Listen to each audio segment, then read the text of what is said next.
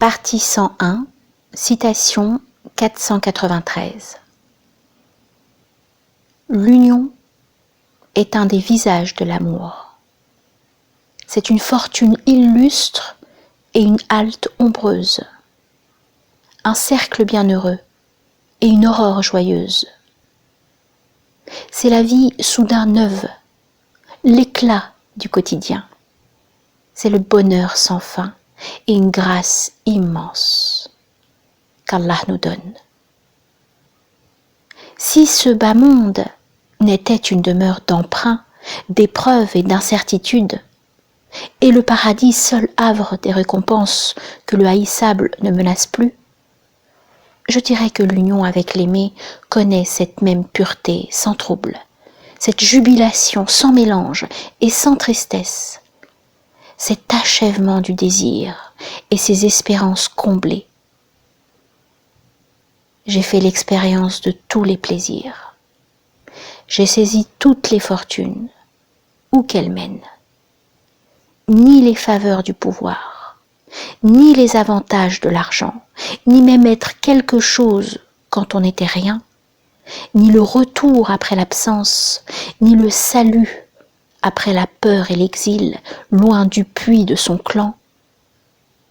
Rien n'égale dans une âme l'union amoureuse, surtout quand elle est si longtemps empêchée que le feu prend, que la flamme monte et que l'espérance s'embrase.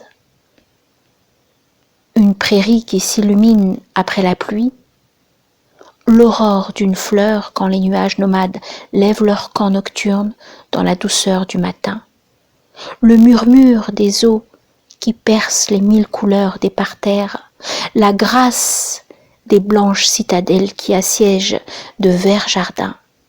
Non, rien ne dépasse l'union avec un aimé dont la nature satisfait, dont le caractère plaît, dont les traits rivalisent avec la beauté. L'éloquence renonce à l'imiter, la clarté du discours y tourne court. Ibn Hazm, dans Tawq al-Amana fi l'Ulfa wal-Ulaf, le collier de la colombe.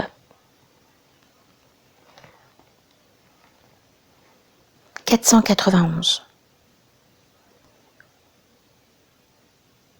Allah purifie le secret de l'âme et illumine le cœur de celui qui quitte le monde et renonce et s'en détourne. Selon une parole du prophète alayhi salatu wassalam, quand la lumière pénètre dans le cœur, il se dilate et s'épanouit. On lui demanda « Quel en est donc le signe, ô envoyé d'Allah ?»